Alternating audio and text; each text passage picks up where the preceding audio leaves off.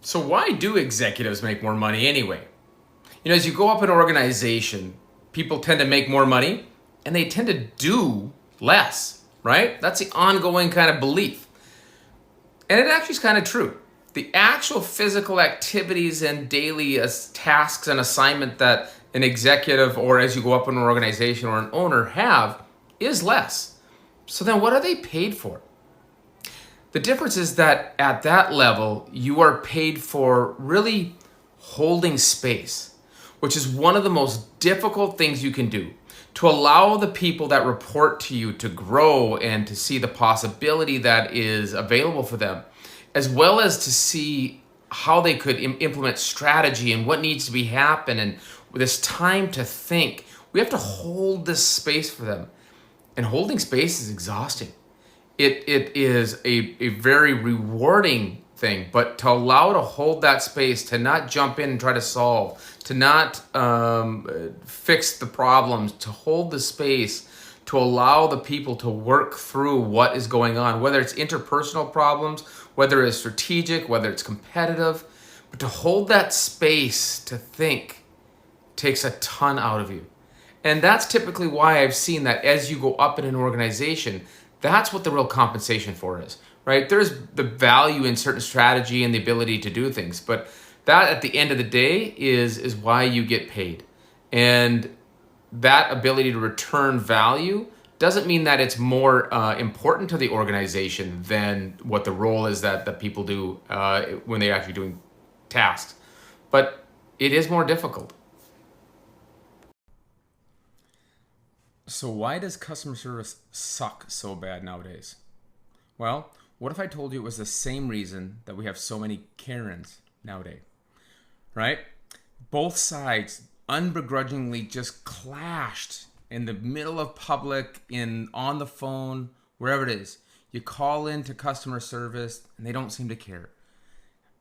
You're a customer service agent and you get this person just raged out of their mind. How am I going to even rationalize with this person? The problem is the same. The problem is that both sides don't feel seen. When I come into organizations, the number one issue that shows up is communication. And you know the thing about communication not working in an organization? It's this. Communication always seems to be working if you felt heard. If I'm the boss and they do what I told them to do, right? Then communication seems fine. They're doing what I expect to do. When I'm the employee, and I mean the boss, and I'm the leader, right? When they don't seem to get me, right? They don't seem to understand me. They don't seem to be listening. We just have a communication problem around here. Nobody seems to be listening to anybody else. Nobody seems to be heard, so nobody feels seen. And that causes an animosity.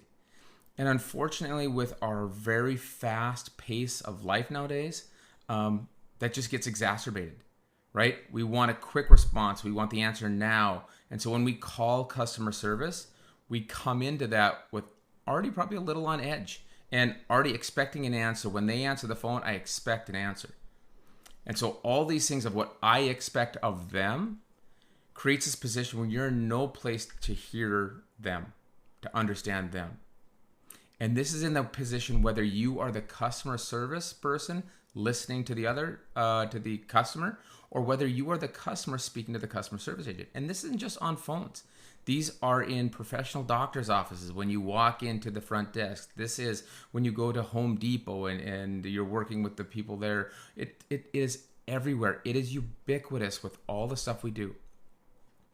The thing is that it starts with us connecting to where they're at. And if you can create a space for yourself to be connected to, it's going to really help your ability to work through whatever challenge shows up. And as you make a conscious effort to do this, before the issues ever show up, you'll be there to have that conversation.